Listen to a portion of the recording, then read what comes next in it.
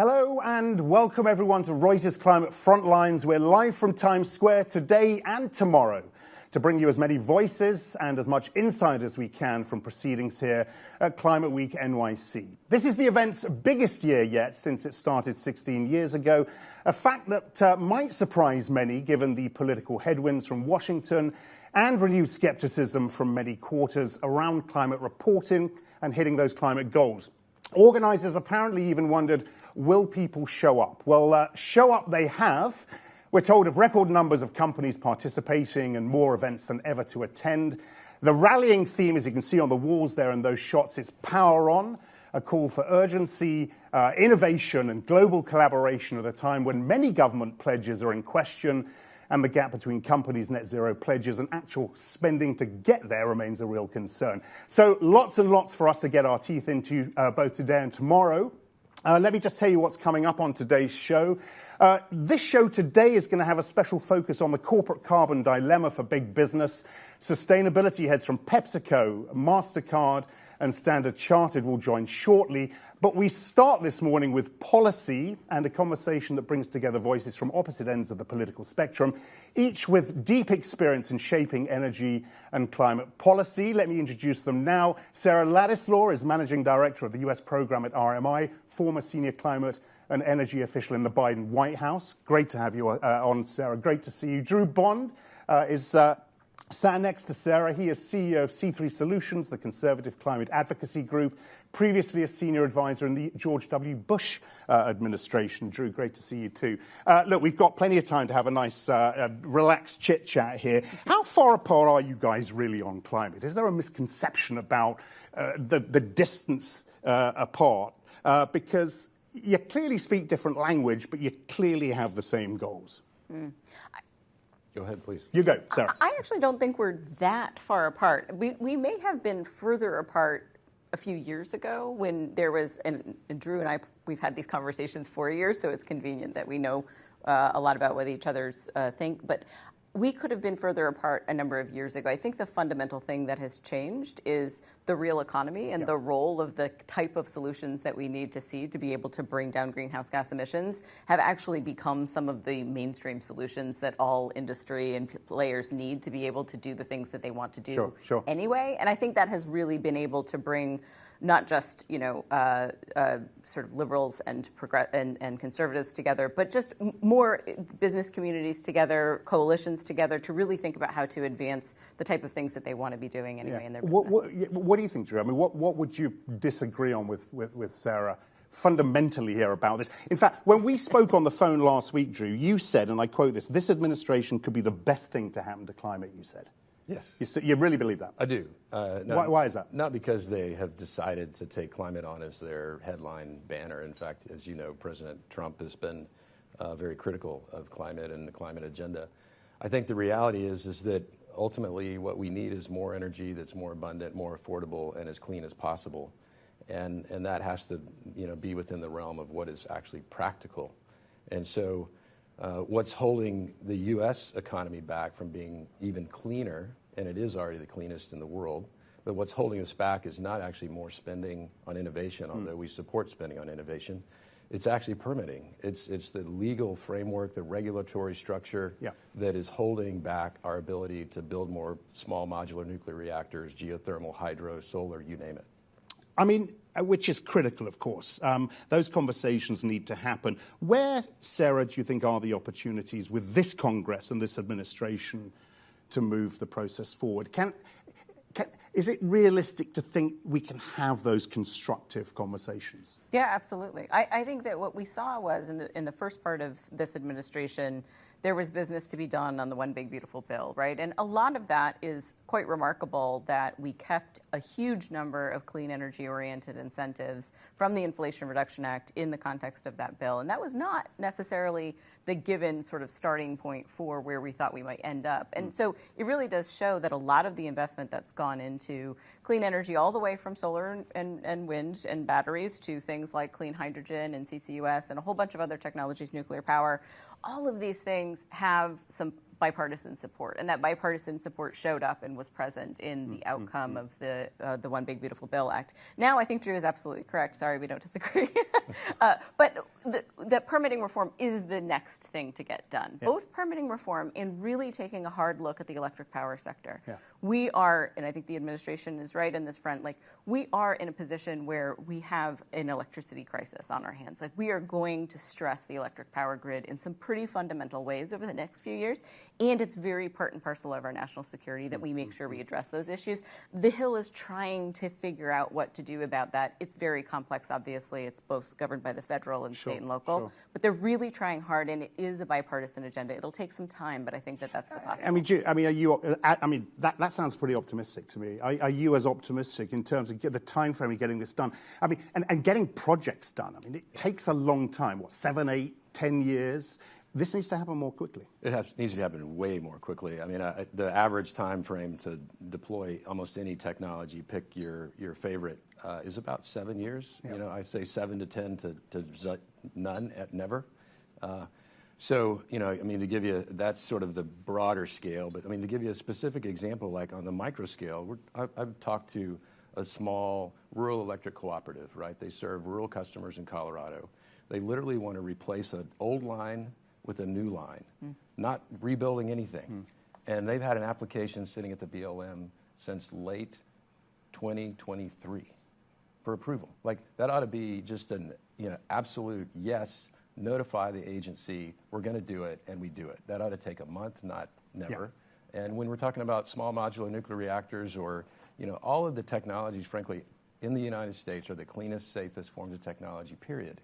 And we know the environmental possibilities and the externalities. We know what can and can't go wrong. We've got a lot of experience building and operating power plants. So it shouldn't have to be, let's apply and wait 7 years and litigate and all of that.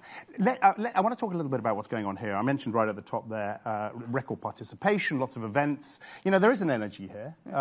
You know, there is an optimism. There are valid reasons to be optimistic. But at the same time, an hour from now, the president's going to speak at the UN. You know, I wonder, let me ask you this straight up, actually, Sarah, with that old hat on of yours. Could the US go so far as to withdraw from the UNFCCC, and what would that mean for the treaty? I mean, it certainly could. It's an option that's been on the table. It is a logistically, you know, complicated thing to do. I think the question is, what would the impact be for the UNFCCC and the rest of the world? And I think what we're seeing is, while people would probably find that problematic from the U.S. perspective, the U.S. has always played a big and important leadership role in those conversations.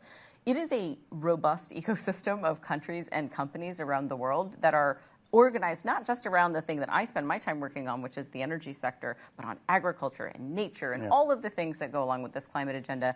All of that stuff is going really, it's a very robust ecosystem of people with actions and activities. And so I do think it would be problematic, both fundamentally for the United States, right? We should not take ourselves out of tables where we want to have a conversation. That's not really what we need to do. It's not what the Trump administration did the first time around. So I think that could be a mistake for the United States. I think the rest of the world would probably be able to make do with conversations. Okay. I guess at the same time, Drew, the US would, I imagine, would want to kind of keep a foot in so that it has some say over proceedings, whether we're talking about tariffs, you know, pressure on targets, the fossil fuel piece. I imagine they want to keep a foot in.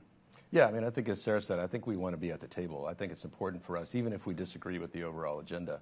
And, you know, look, the United States we've reduced our emissions 20% in 20 years, you know, and that has been as a result of either being in or out of the Paris Agreement. Frankly, I think the Paris Agreement is sort of null and void in relation to the actual impact. The reality is that we've reduced our emissions mainly because of natural gas and also innovations in things like, you know, solar and wind and hydro. So that's where I think that most of the agreement, frankly, that we find ourselves focused on is how do we just move technology faster, move it farther faster. And it's important to be at the table. I mean, I think, look, we were talking earlier, we've been at a couple of COP, you know, meetings. You know, I think in my mind, the jury's out as to how effective those are, but I think they're definitely important for building relationships internationally.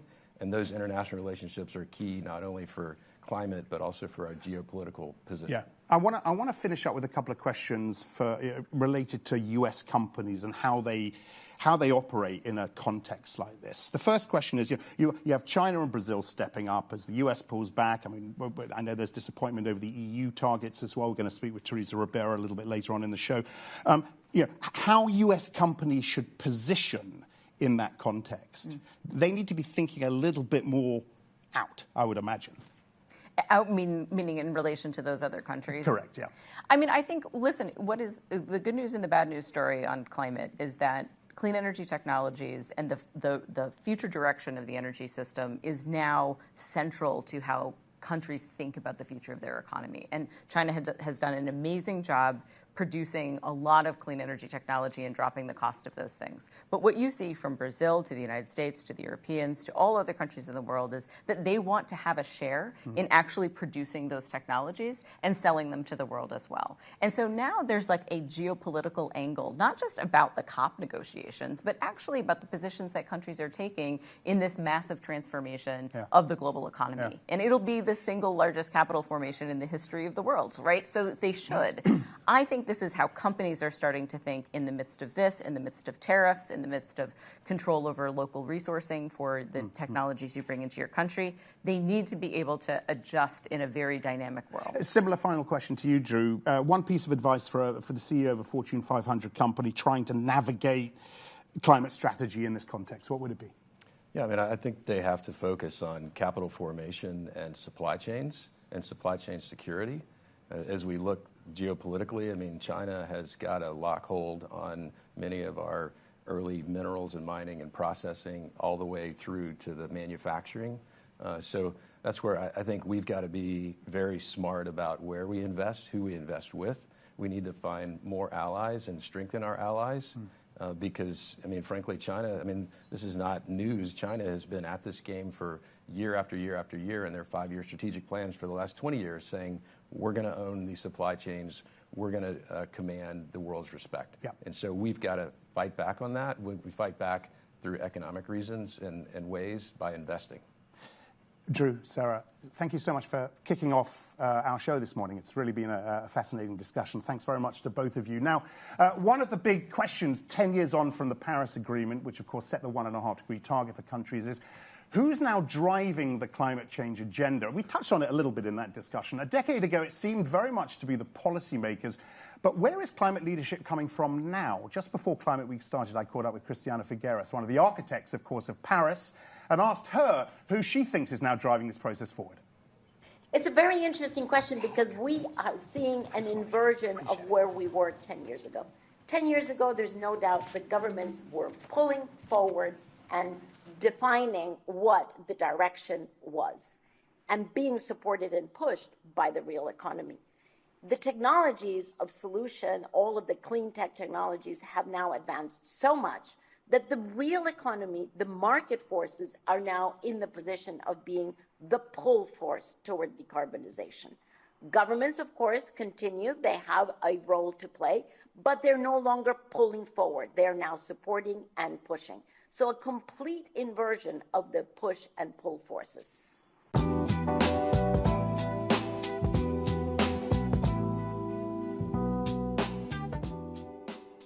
More of Christiana throughout this morning's show, but let's get the corporate take on this now. Joining me, 3 chief sustainability officers at 3 very different companies. Ellen Jakowski is the CSO at MasterCard, leading efforts to embed ESG into the company's global strategy. Next to her, actually not next to her, at the end is Marissa Drew, CSO at Standard Chartered, a veteran of global finance, now steering sustainability across emerging markets. We've spoken plenty in the past, Marissa, last, of course, in London during Climate Week. And Jim Andrew is in the middle, CSO, PepsiCo, architect of the company's Pep Plus transformation. Really good to see all of you. Look, I don't know how much of that Christiana soundbite you caught. She was talking about the push and the pull. Who's driving the process?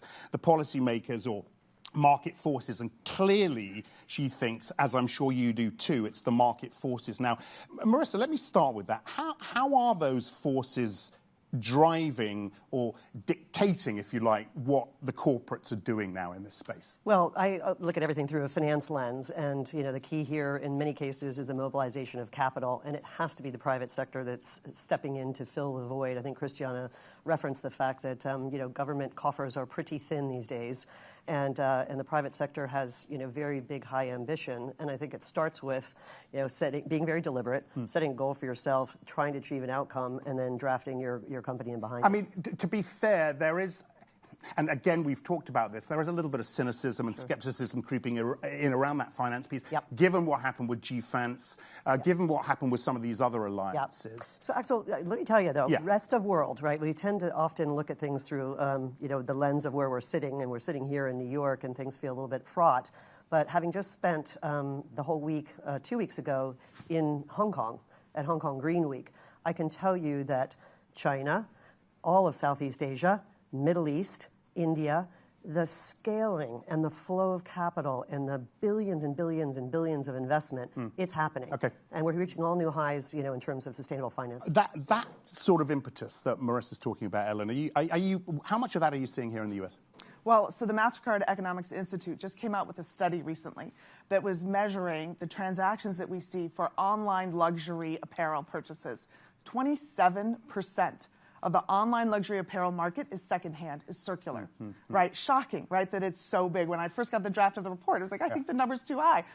Go back and double check, and they did, and it's true. And for mass purchases, it's 5%, also higher than I would have thought. So we're seeing market shifts. We're seeing consumers engage. They want more sustainable choices, and it's a great time to be investing in circularity. And I get your business has this really unique perspective into millions and millions and millions of consumer habits. What are you learning? And that's, I guess, the scope 3 bit as well in all of this. But what are you learning from that? Well, I think, again, what is the opportunity and how are we driving incentives to inspire, inform, and enable more sustainable choices? So we've started investing in some pilots around deposit return schemes, particularly in Europe, where kind of the culture is really set around some of these regulations and these concepts. And we're seeing tremendous results. I was just in Aarhus, Denmark, where we have a reusable cup program going on in the center city. And there are 55 merchants that are participating in that program. And they've saved a lot of money. They've reduced the waste of these single-use cups, and the deposit return scheme's working well. All right. Jim, it's well known that PepsiCo revised its strategy. I mean, so you call it evolving your strategy. Others might call it backtracking. I mean, we heard all of the verbs thrown in there. What is the overall strategy now, and how has it changed as a result of the context here in the US? Well, it's not just context in the U.S., it's context around the world. But what we've always done with PepsiCo Positive is link it to our business. So each of the goals that we have is fundamentally linked to how do we create a more resilient, sustainable business. So think about just one example, agriculture. I mean, PepsiCo's second largest food and beverage company in the world. We have 300,000 farmers in our direct and indirect supply chains because we're about 60% food. So if farmers can't grow food, and the food system is at risk in the world, we don't have a business. And so we have increased our regenerative agriculture targets from 7 million to 10 million. We've added, Marissa and I were just talking, we've added a nature component to them. Why? Because it's good for business. It's important. So what we've tried to do is link things to the business. Therefore, the context around some of the noise, some of the change, doesn't matter as much because it's about how do we align what we're trying to do to build a sustainable business and keep it functioning, and in our case, keep food on the table of the world.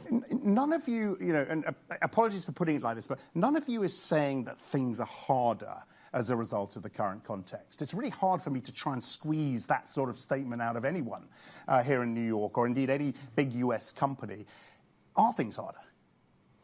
Well, maybe I'll go first. What we're trying to do is change systems, and that's something I've talked a lot about already, is how do we create system change? Because each of the three of us as companies are doing a lot of things. The question is, how do we change, again, the agricultural system? And that requires farmers at the center, it requires governments, it requires NGOs, it requires corporates, it requires all society. That has, I think, gotten harder because it's not moving fast enough. We have to actually change the second derivative. We have to accelerate the speed at which we're moving. And that's more challenging because there's not enough people in the system moving against it. Marissa, again, something we've talked about is, well, the investability of nature, and Jim mentioned nature, but how are you guys, how are the financiers here, how are the banks working together with the PepsiCos and the MasterCards to help them through this process, whether it's the carbon credit space? Absolutely.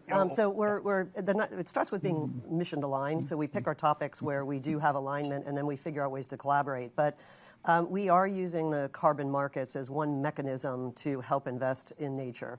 Maybe I can just give you an example. We've just recently announced, as we all eyes are on Brazil as we move into COP at the end of the year, we just announced an agreement, a jurisdictional carbon credit mandate to sell 5 million credits. So we're mandated as a firm to sell this for the state of Accra. It's the first jurisdictional mandate of size. This is serious scale, 5 million credits.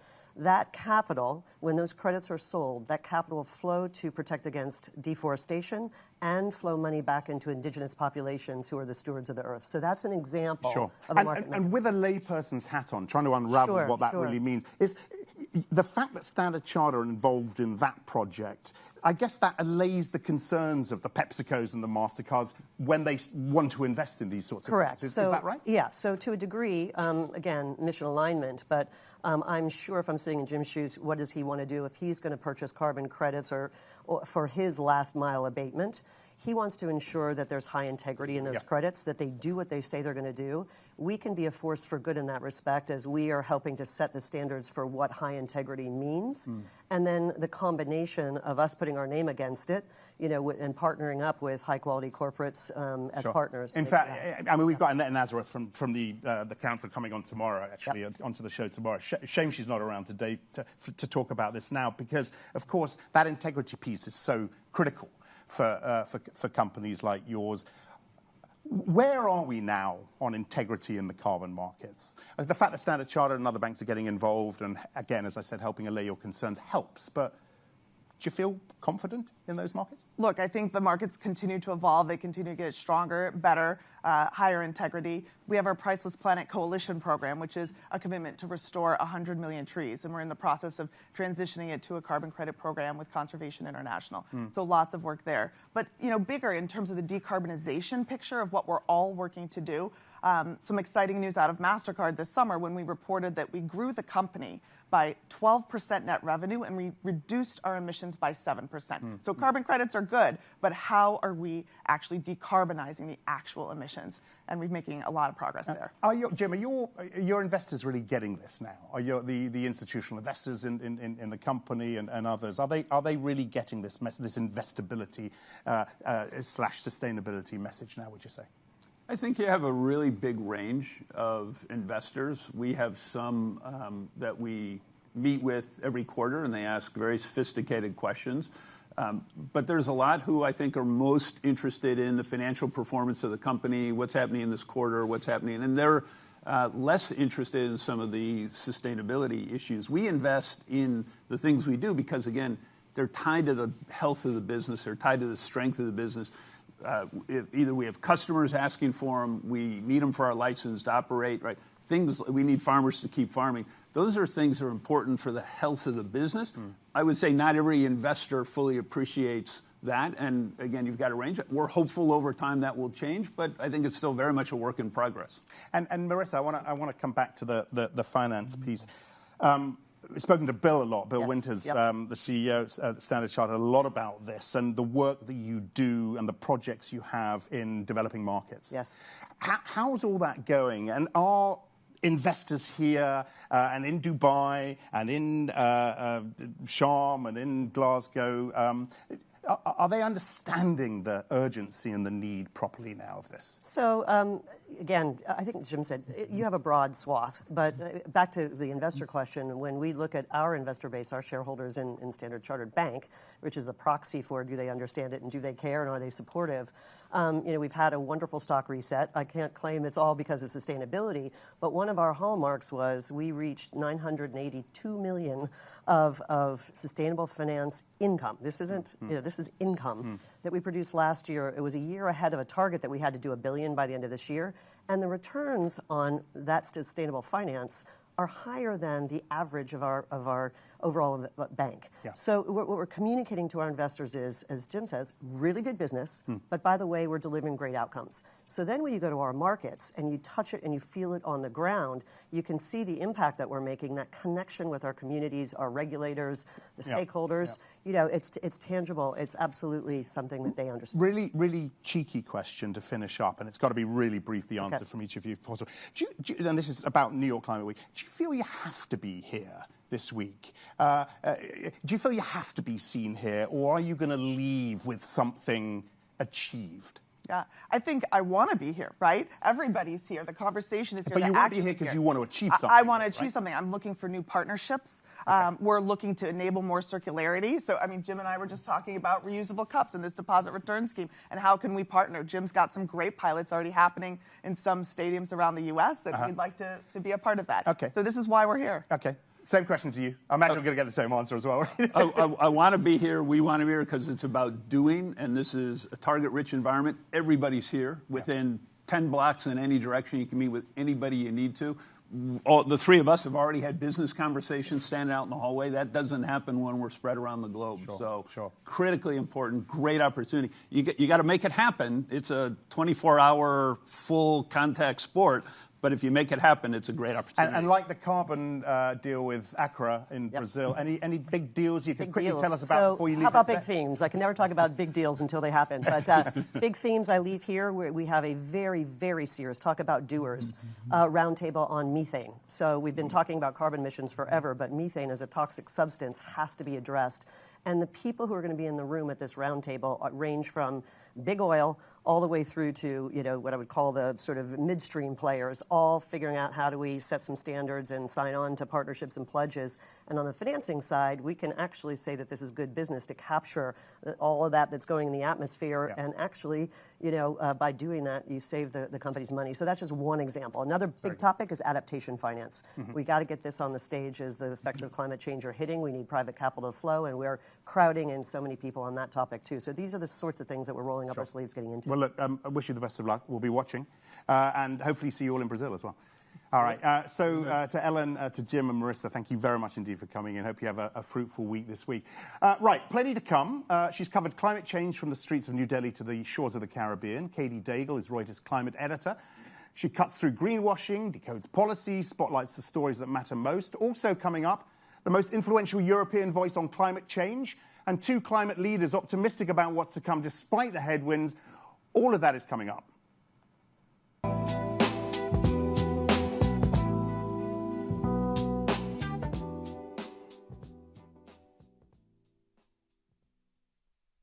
At a time when truth and new ideas have never been more important, Reuters Next examines the big issues without fear or favor to get a clearer picture about what lies ahead. Reuters Next Gulf will provide a forum to ignite real change and to build a better tomorrow for generations to come. Join us at Reuters Next, because in a time of great change, the most important question is, what's next?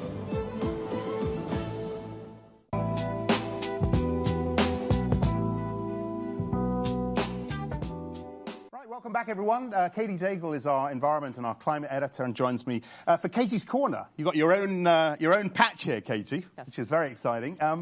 Let me start by asking you whether there's been any big news for you out of this event so far. I mean, I know it's only been going a couple of days, but what's excited you most? What's interesting this year so far is the messaging is very positive. I mean, the guests you've had today have been talking about the energy transition underway, including decarbonization. And this messaging right now toward reassuring the world that we are still on mission, it's coming at a good time for the world. People are scared. Warming is speeding up. We are, of course, waiting for news tomorrow, which is when the governments will be announcing their new climate pledges. And it looks like, sorry to interrupt. Yeah? Yes, that's of course because that's the day at the General Assembly the climate piece sits in that. It looks like we're going to be a little bit disappointed. We've got Teresa Ribera coming up on the show. Murmurings are that it's going to be anemic. What are you hearing? Similar. It's very much a wait and see, but this is the tough part of the energy transition. It's messy. A lot of governments are struggling to reach agreement within, amongst themselves about what to do. Energy security is a big concern. And this is sort of the inflection point we're in, the energy transition, right? It can be true that we're going gangbusters with renewables at the same time that we're squeamish about getting rid of fossil fuels. Both can be true at the same time. You and I have talked about this before. Climate, when things were really bad on the multilateral sort of stage, the sort of the global collaboration and discussion, climate used to be a bit of a bright spot, didn't it? It doesn't look like it's that bright spot anymore. It seems to me that Europe is going its way, China's going its way, the BRICS are going their way, the US is clearly going its way. Is multilateralism dead in this space as well? It's hard to say. When the UNFCCC was signed, it was, fun fact, the first treaty that was signed by nearly all governments in the world. That was a showcase in multilateralism. And since then, the treaty has helped governments achieve quite a lot of progress in terms of moving money toward climate projects, getting the decarbonization agenda on the table, moving renewable energy. But it's tricky. And now we're seeing, as Teresa had said and Christiana, that the driving force is not so much the governments and policy, it's the real economy. Yeah. It's the companies that are facing, they're facing a need to change. When you hear PepsiCo and MasterCard and Standard Chartered and other corporates, speak to us and in an incredibly bullish way about what's going on, what do you feel about that? Is there, I ask this delicately, but how much greenwashing is still going on, and where is that seen most by a reporter and your team? It's not so much when we talk about the word greenwashing, there seems to be a sort of sinister thought behind it. It's, sometimes there might be some omission, right, which you can say is good or bad. Obviously, companies are going to be showcasing their good works more than the things they're struggling with. There's a lot more that companies could be doing, as well as governments, as well as each of us individually. But what is clear is that companies are very concerned about their viability in the future. And that's not going away. No. Do you feel, just to finish up with, do you feel as a journalist, one of your responsibilities is to hold the corporates and the financial institutions accountable for their climate claims? Is that a big part of what you do, and how good are we at that? It's really tough. The news is moving very fast. And so just by virtue of we can't cover everything all at once. That said, us journalists live for holding truth to account, making sure that citizens have the information they need to make rational decisions about their society and their future. Where we start to run into trouble is when we're looked at for offering the prescription, right? Is it our role to advise people on what they should do with their investment? Is it our role to say this is a good policy or bad? And that's where there's a sort of a range of feelings.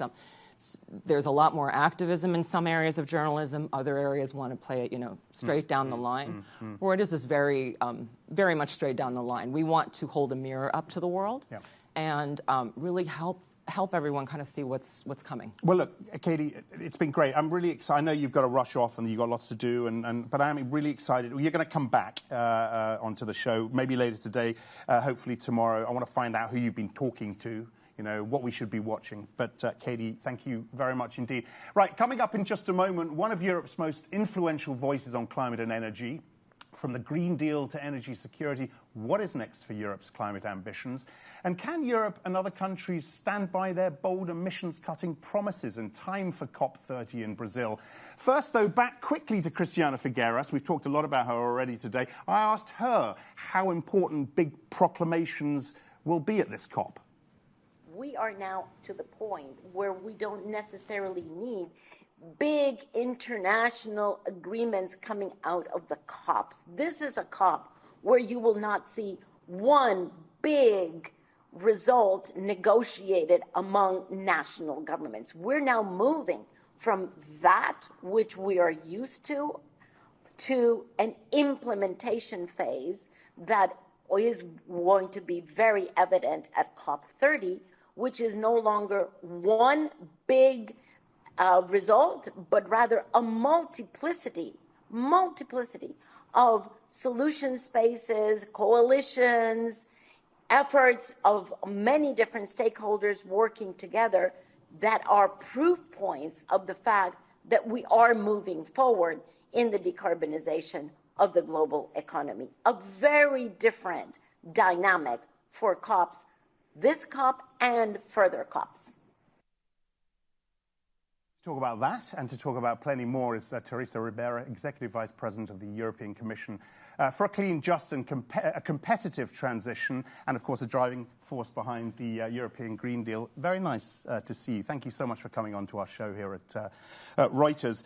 Look, I want to start, I'll come on to what Christiana was saying there about COP in just a moment, but let me just come on to Europe and Europe's targets. There is clearly disappointment with the latest statement of intent, I think it was called, out of Europe on the NDCs. Some have said it's a missed opportunity because so many countries look to Europe when setting their own NDCs.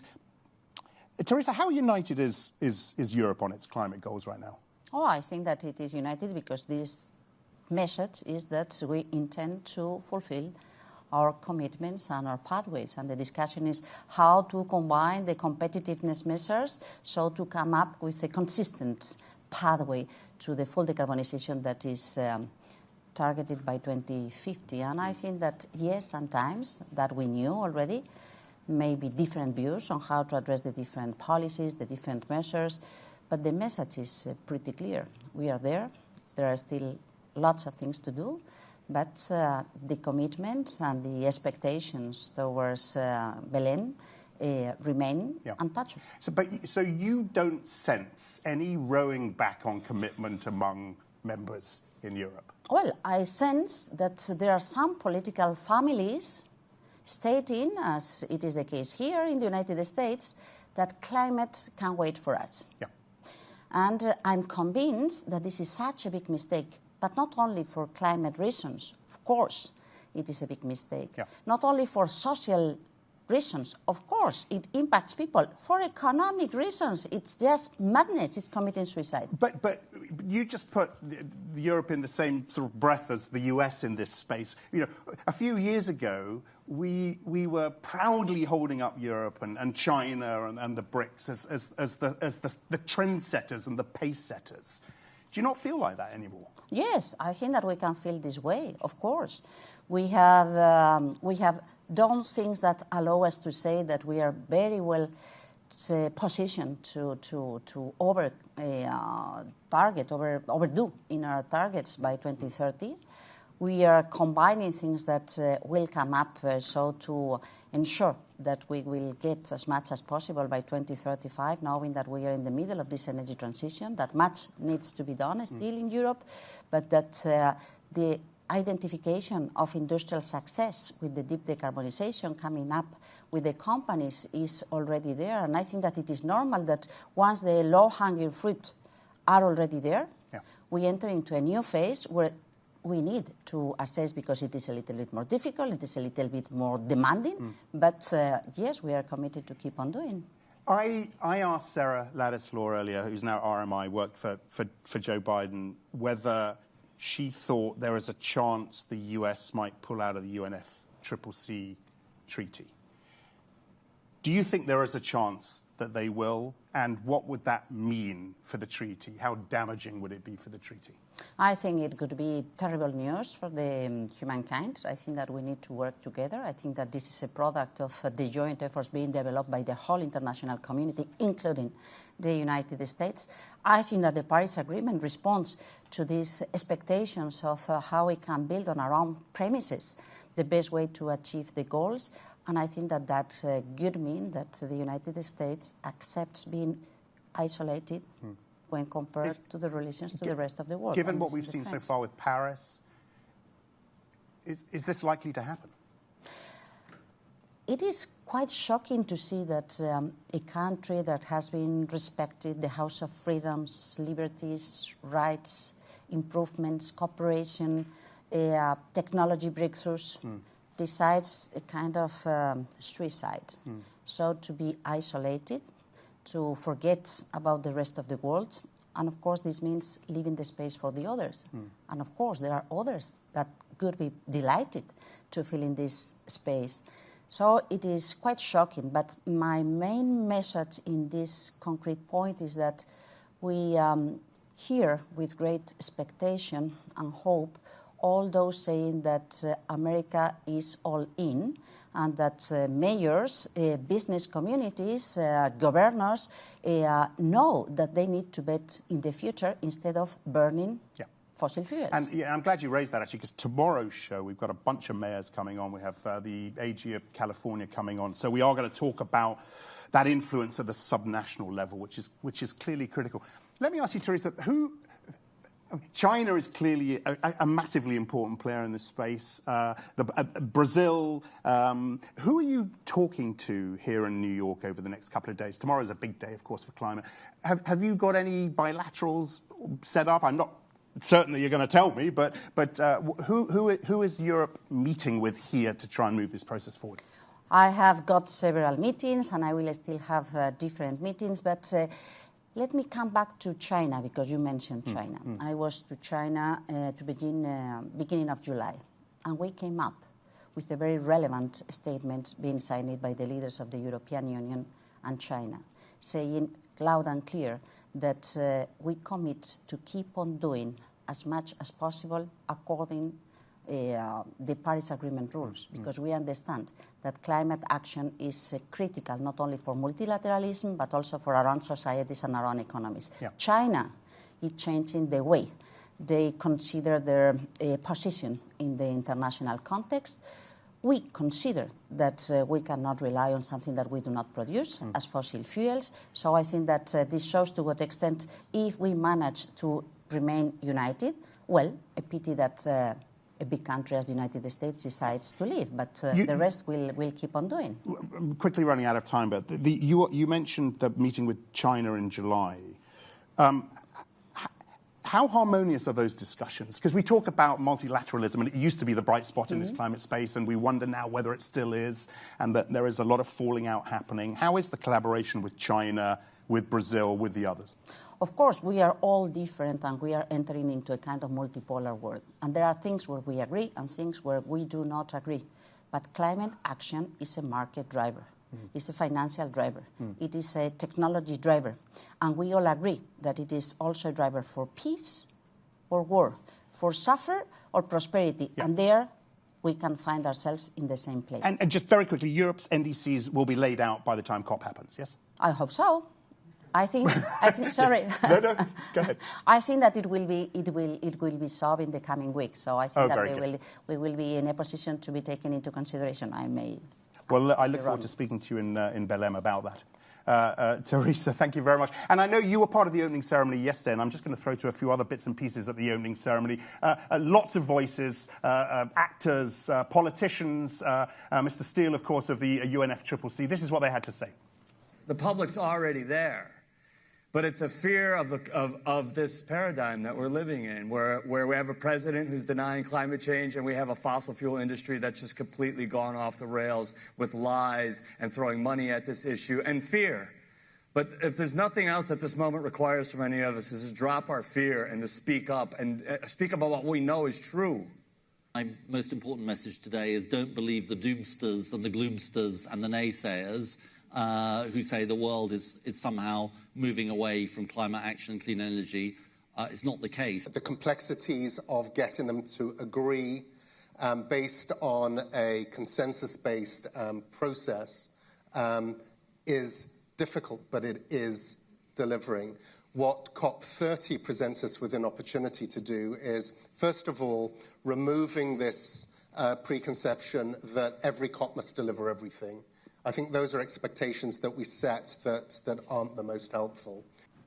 So a few of the voices that we heard yesterday at the opening ceremony. Now, to wrap up today's show, we hear from two people who bring deep insight into what's working and what's not, and what's next for business in the climate transition. Peter Backer is president of the World Business Council for Sustainable Development, a global coalition of CEOs committed to building a net zero, nature-positive economy. Good to see you again, Peter. And Mindy Luber is president of sustainability non-profit Ceres, spent decades mobilizing investors and corporate leaders to align capital with climate action. I guess, I've reached that point where a show like this isn't really a show like this unless Mindy Luber is on it, actually. and the same goes for you as well, Peter. And look, I read your Forbes piece recently, and I've seen a piece you did, I think, for Reuters. You're both surprisingly optimistic. Is this you try to keep a straight backbone despite all the headwinds being thrown at you? There's no question. Let's start with it is a more difficult time than it was last year or the year before that. That said, what I am seeing every single day in the private sector is good news. No, they don't want to raise their hand and do big public campaigns. There's some pressure on private sector leaders. But in fact, behind closed doors within their corporations, they are staying the course.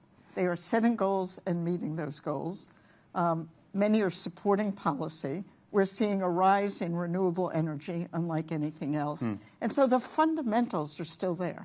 When Morgan Stanley or PwC poll their members, 90% say they are staying in sustainability. They're going to continue putting resources into it. In fact, they think they'll put more in next year. So I don't want to be fooled that all the negative news is really what's happening. There is negative news, but there's much positive. Okay, so the business case has never been stronger, I guess, is the message from both of you. And we see that. There is a lot of evidence, and we hear that from all the corporates. Let's talk about the policy bit, though. And Peter, investment is flowing into countries and sectors offering, I guess, the right mix of enabling conditions. Yep. Is that list of countries getting shorter and shorter? And where would you put? We just heard from Teresa at the Commission at the Europe. Are you worried about what's happening in Europe? Well, I think Europe needs to sort itself out. Europe has two conversations going. One is the competitiveness conversation, and the other is around the Green Deal and what to do with that. I think what is missing in that conversation is what is the link between those two. Because if you go to India, if you go to Southeast Asia, China, the whole conversation is if we want to make our economy competitive, we need to drive sustainability. We need to drive to net zero. So I always say, the world is a whole lot bigger than the USA.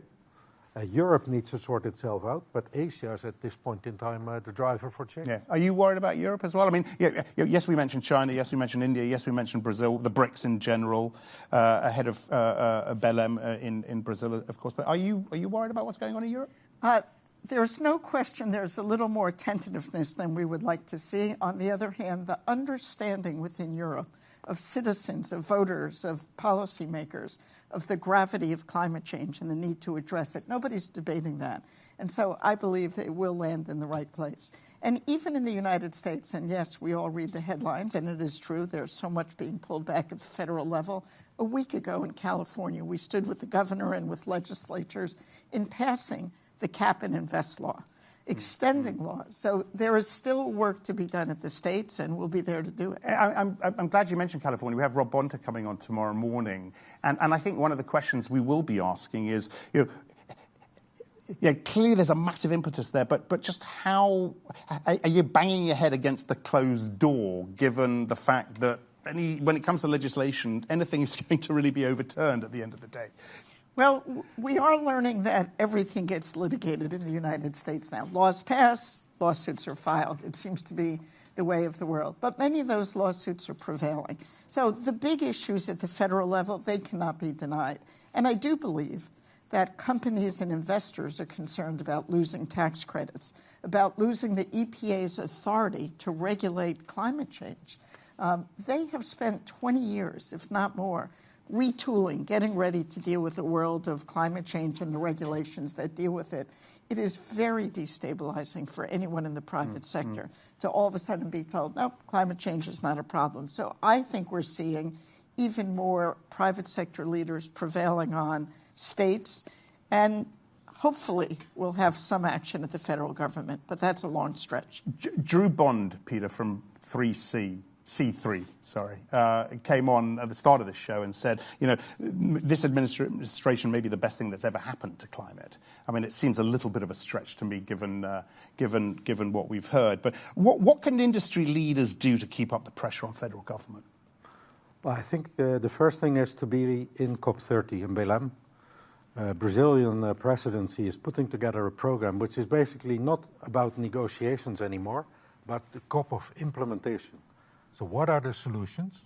What are the barriers to scale those solutions? Is it policy, finance, is it demand? And then really drive that conversation into action. You talk about policy, but what I see happen is it's now become an economic conversation. We yesterday launched the CEO Handbook for Physical Risk Assessment in supply chains. The economic cost of inaction are now becoming clearer and clearer, and that will force business to act. But if we can get an implementation conversation in Brazil, then it will be. And the thing that government needs to do is stimulate demand for the solutions. That's the one thing they need to do. Yeah, and Mindy, I mean, you and I have talked, often over the last few years, and I got to say, I sense an optimism from you that I haven't seen in a few years. I guess it's as a result of that sort of thing that Peter's saying. And are you going to Belém? Are you going to COP? If you can get there? Yes, or likely I will send a team, and either I will go or someone will go. And what do you want to see happen? We want to see exactly what Peter said. We want companies and investors to be leaning in on the need to move forward. I mean, the reality is the clean energy economy is the future of our economy, period, end of story. That's where we're going to see jobs. That's where we're going to see profits. That's where we're going to see the ability to fuel the new AI and everything else coming on board. So if we're continuing to see, which I am, businesses and investors putting money into the clean energy economy, moving forward on their goals, standing up on policy, less than I would like, but certainly still doing that, I think we've got a shot because the numbers are so clear. The numbers of risk, hundreds of billions of dollars spent on the impacts from climate. We can't continue spending hundreds of billions of dollars a year. I think companies, insurers are starting to see that and act because of that. I'm going to have to finish it there, Mindy and Peter, but thank you very much for coming in. But just stay there for a second, because I do want to play one more soundbite from Christiana Figueres, and it talks to the logistics and the difficulty of the COP happening in Belém. But it was actually quite interesting what she had to say, because of course there has been so much debate, so much hand-wringing, so much criticism over the decision to host the meeting in Belém. Tough to reach, tough to find affordable accommodation, and as a result, tough for many to attend. This is what Christiana said about it. It's a tough location. It is an important symbolic location to be in the Amazon. Let us remember the importance of the Amazon to our global environmental stability. So they have chosen to locate this for symbolic reasons, very important symbolic reasons, in Belém. That does mean that the logistics are difficult, challenging. They are working on those challenges, and they have definitely improved in many different respects with regard to accommodation and prices, and they are continuing to do so. But one has to ask, what is more important? Is it about ease of logistics, or is it about sending the right messages? So I'm going to leave everyone with that question.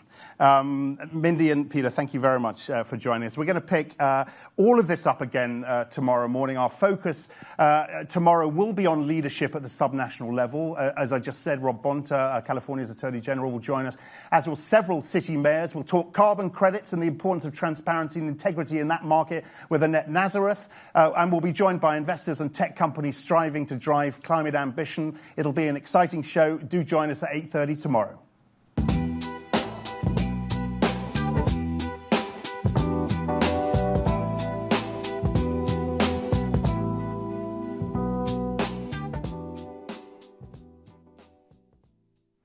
Good job, guys.